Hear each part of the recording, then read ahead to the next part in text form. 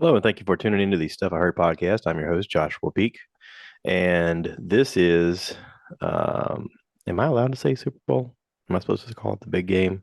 I don't know. There's always weird restrictions, and you can't say this, you can't say that, involving something that all of us are aware of because of some copyright issue.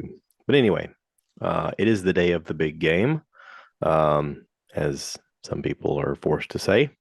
I don't know if I'm supposed to say that or not. I'm just a little bitty podcaster. Does it matter if I say Super Bowl or not?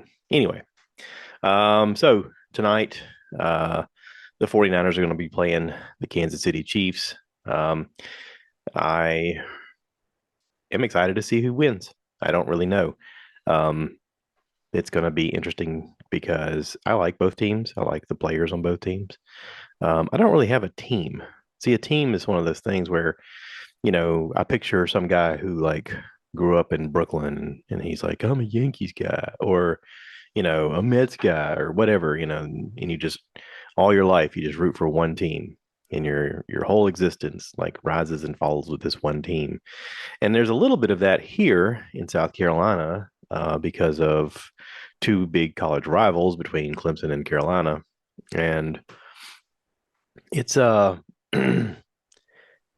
it's taken to a place where I think it's very unhealthy that people are aligned to a sports team. They base their enjoyment in life on the performance of people they don't know. And it dictates their level of happiness, their joy, their whatever you want to call it, depression, anxiety. It's very tribalistic with groups of people where they are constantly on each other. I've said it before. I don't like when the Dallas Cowboys play at night because for whatever reason, they have a whole lot of fans that live in this area. And whenever they play a night game, the people in the warehouse don't work because they're just so either liking or hating the Cowboys so much they have to watch every minute so that they can give each other crap about it or, you know, push it in someone's face about how we did it. I'm like, I don't care. I just wish you wouldn't do it the night before we have to work because you guys aren't getting anything done whenever they're on TV, and that's a pain in the butt. Um, and listen, I am not immune to the fact that we all need distractions in life. Um, whether I want to admit it or not, we are all facing our mortality, and it is coming ever faster all the time, and there's no stopping it. I heard a podcast this week where Whitney Cummings was interviewing a girl named Esther something or other. I don't know her last name. Anyway, um, and both of them have. Whitney just had a baby son at 40. Esther's having a baby, a girl in a couple months, and they were talking about the fact that mothers are in a unique position because they're birthing life, they're giving life of themselves. But there's also that weird reality of knowing that as soon as you give life, that you're going to die at some point. So there's an anxiety with that, and there's a fear. And she's like, Whitney said, before I went into the hospital, I just did my will just in case something went wrong, because I don't know what's going to happen. And she was kind of telling Esther, you need to go ahead and do a will so that you got something ready. And there are moments in my life where I can have an overwhelming dread about the unknown, and I can get in my own headspace and have kind of a panic attack about it. Which is why I think I keep myself so busy with other things. And we all do. We all distract ourselves, right? Whether it's video games or drugs and alcohol or having a favorite sports team or getting really into, I don't know, some dangerous sport because you feel like you're somehow right on the edge of dying, but cheating death in some way. And there's an excitement in that, right? UFC fighters, they're in the ring. I'm the biggest, I'm the baddest. I'm going to fight whoever, and I'm going to fight those demons of all those things that did me wrong when I was young, and I'm going to prove that I'm tough. And they all get beat eventually. At some point, they all lose, just like all of us. Um, and not to be a downer podcast, but this is kind of the reality of we have this great sports game that we get to watch where two of the top teams that have played this year face off against each other to find out who's going to be the champion. And we go, yay, you did it. Good job. Woo. And if you're on one of those tribes of people who follow them, you're either excited or let down, right? And I don't know, I've weirdly guarded myself against being a tribe person when it comes to that. And I just look at it and go, hey, I'm looking forward to watching a good game. Because I realize there are physical attributes about some of these athletes that are far superior to anything that you or I could ever do. And the fact that they are that superior, and out of the entire year, these two teams have made it to this point to play each other, and they're going to face off against each other at the most challenging of times. It's exciting to see what can happen. Now, growing up, I had three boys, and every year around Super Bowl, two of them would get super excited about it, and one of them was not. My youngest, Jacob, was not happy about the Super Bowl because I would make him watch it. He's like, but I don't enjoy it. And I was like, yes, but you're still a young man and you're going to school, and there's going to be a time at school where people are going to be talking about, did you see the thing at the game? Did you see the commercial? I said, whether it's the game or the commercial, people are going to be talking about it. It's sort of the zeitgeist thing that is very polarizing, especially for young people when they're trying to learn about the world and inform themselves and have opinions and all of that other stuff, trying to define who they are. And I said, it's fine to not enjoy it, but I want you to watch it so that you're not in the dark. I don't want you to be alienated for the fact that you just didn't participate in something that is a cultural thing. And even saying that then, I thought, God, how depressing is it that you have to do this, even if you don't want to do this, just to feel like you can sort of fit in with your peers? But it's the truth. Um, you know, obviously in 2024, we have tons of distractions with streaming ability for different platforms like Netflix and Hulu and Crunchyroll and HBO Max, all so on and so on. Where you could live your entire life and never watch any sports at all and be fine. But when my kids were growing up, we didn't have all that, and it was you had regular TV and a little bit of cable. And if you didn't watch the Super Bowl, you were the weird kid at school. So I was like, here, watch the game. So anyway, um, I know this year it's sort of a thing that Taylor Swift fans have gotten into watching the Chiefs because of Taylor Swift and her relationship with Travis Kelce, and that's pretty cool. Um, there's nothing wrong with being part of the viewing crowd and enjoying the process and enjoying what they're doing. It is incredible. These are some of the top athletes in the world playing this sport, and it is great to watch them face off against each other. It's fun. Um, you know, I look forward to it every year, just as much as I enjoy watching college football and the college finale. It's great. It's really great. Hope is the thing that keeps us going, right? And I hope both these teams play really well, and I hope we have a great game, and I hope to watch every bit of it. I hope. So yeah, this past week I've been doing a lot of going back and watching things that I haven't seen before, mainly because of a show that's on HBO Max called True Detective. Now, this show, when it first came out, um, the first season had Matthew McConaughey, um, and Woody Harrelson, and what I would say is probably Matthew McConaughey's best acting ever. It was pretty impressive. The show blew me away. We started watching it mainly because we had lots of friends and family that were like, "You gotta watch this show. It is so good." And we're like, "Okay." And it was good. It was really good. It took place in Louisiana. This serial killer story about the occult, and it spans over 17 years. And I mean, it was impressive. Um, we got done with it, and it was like, okay, well, that was cool. And you move on, right? Because this came out back in 2014. And then a new season comes out, and you hear from people right away, oh, it's not that great. And you're like, okay, well, maybe I just won't watch this one because there's other things that get my attention, right? So season two comes out and it goes away, and nobody talks about it. Nobody in my circle of friends and family talk about it. Season three comes and goes. Again, I don't hear anything. Season four starts getting advertised, and it's got Jodie Foster, and I'm a big Jodie Foster fan. I think she's a great actress.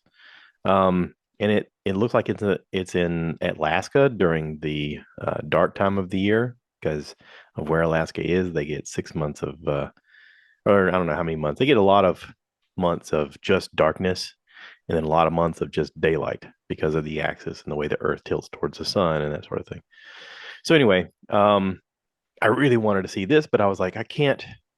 I feel weird about just jumping into season four and skipping two and three without even giving it a shot.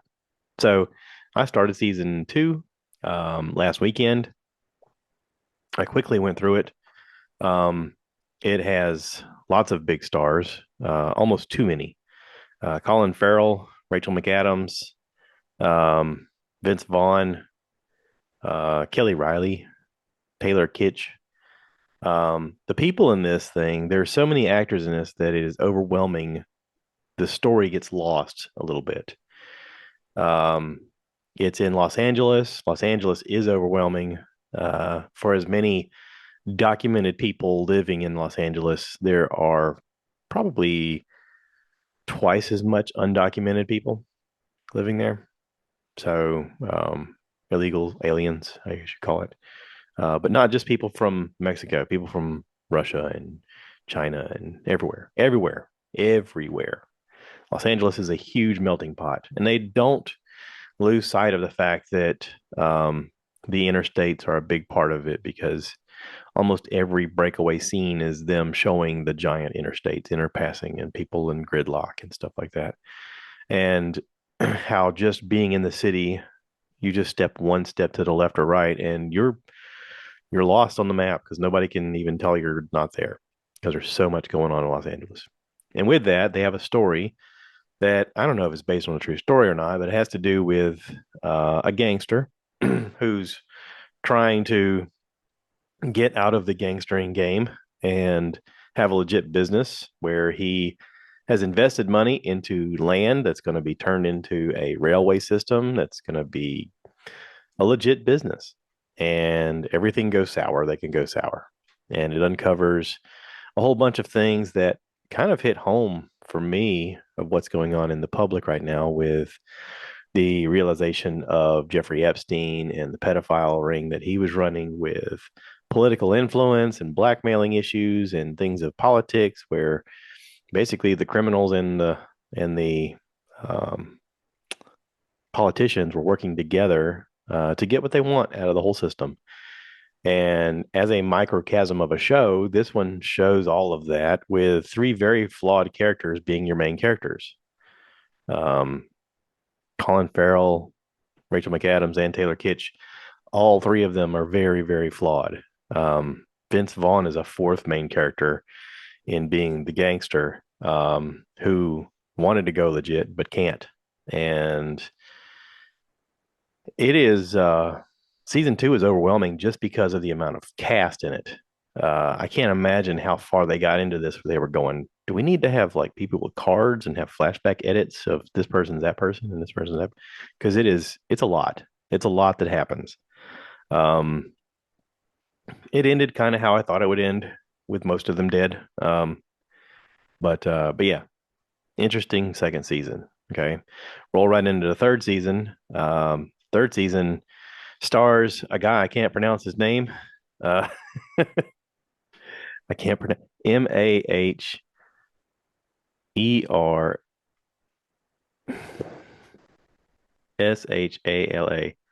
Mahershala Ali is the main character.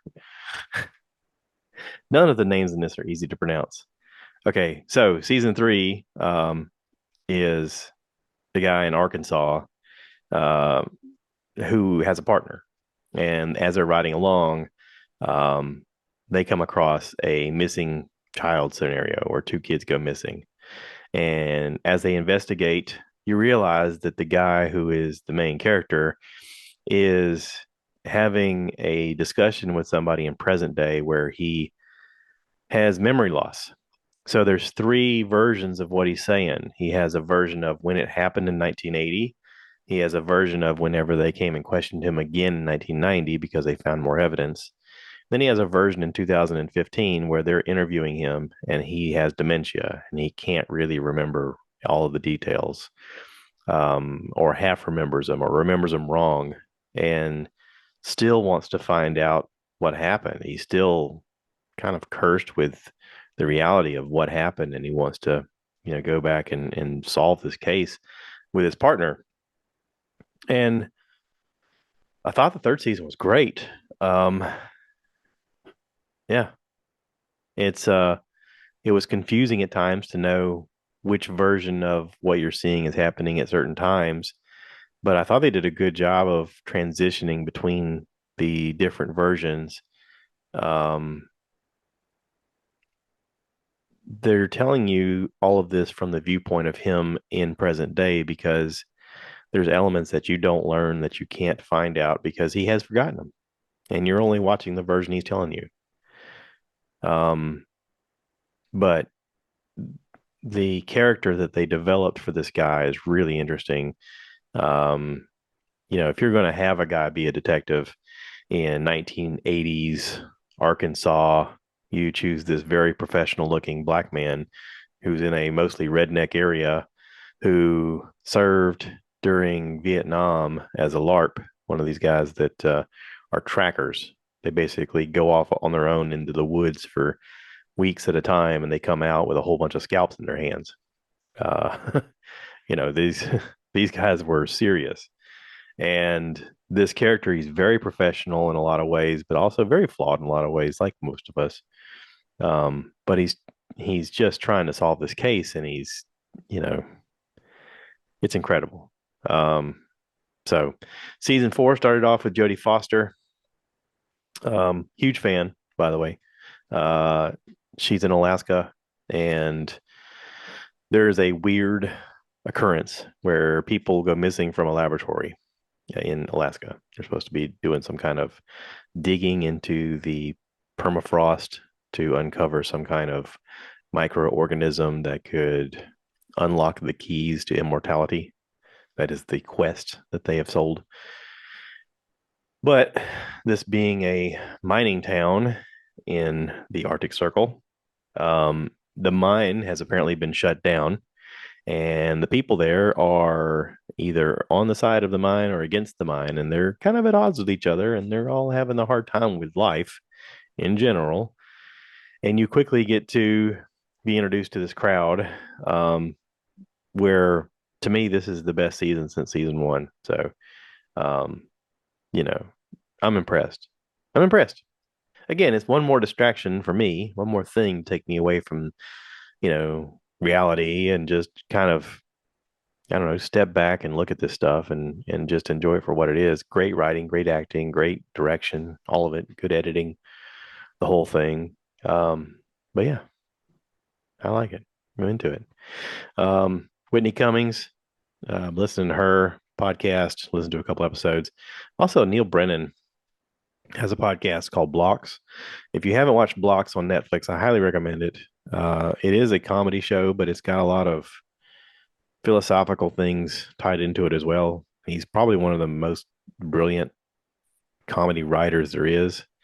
He wrote for the Chappelle Show. During the entire show, he and Dave wrote most of it together, just the two of them.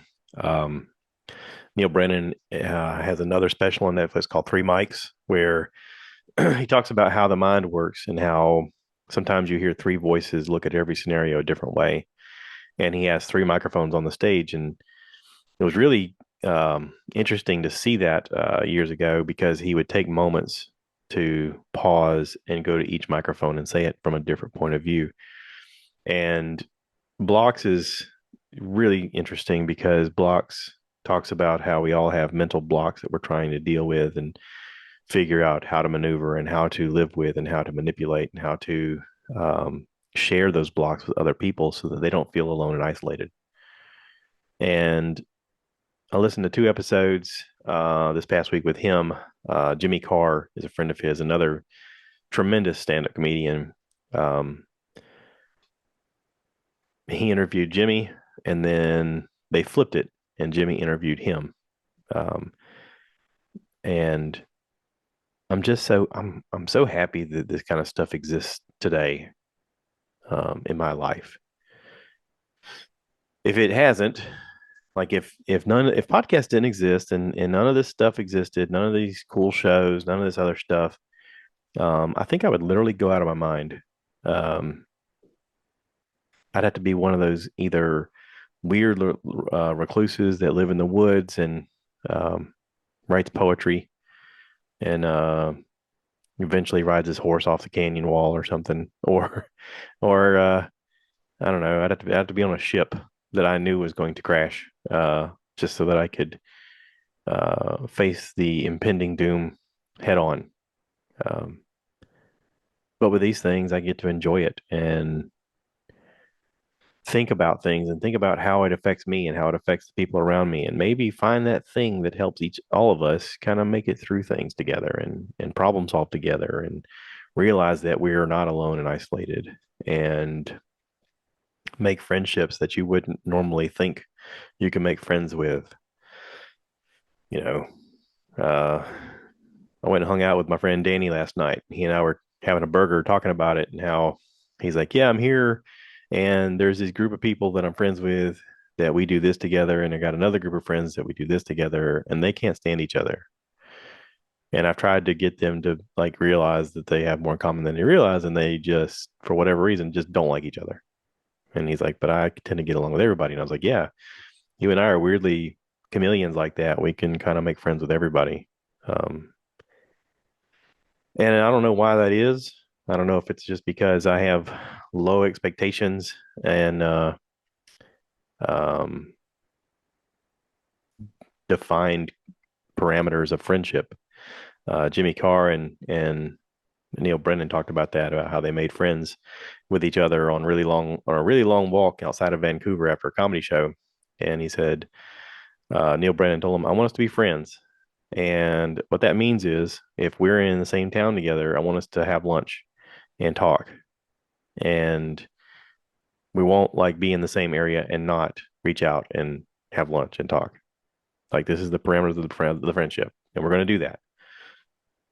And both of them were like, "Oh yeah, that makes sense perfectly. Why not?" And I kind of feel like in my own life, I need to start doing that more often. I need to say out loud things like, "Hey, I like to spend time with you." What that means is about once a month you reach out and say hello or whatever. Or if I want to come to your area, like you invite me to come and stay at your house, even though I may get a hotel room anyway. Just invite me. Just be friendly and invite me. Because I would do that, right? So I don't know. I'm all over the place. I didn't know what I was going to talk about before I started this, and I think I went full circle with the Super Bowl and distractions and life, and I've said nothing without saying anything. So hopefully that helps you. Hopefully you're in the same boat I am.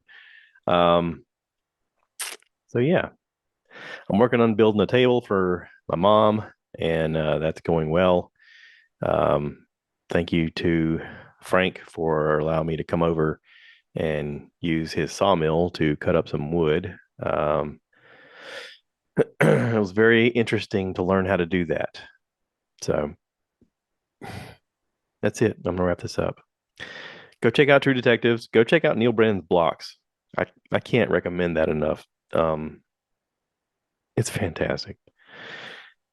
So, and if you're into it, go check out his podcast, Blocks. Listen to the one Jimmy Carr is interviewing him. Um, it's very insightful. So, y'all take care. Thanks for watching. Thanks for listening. Please be kind to one another.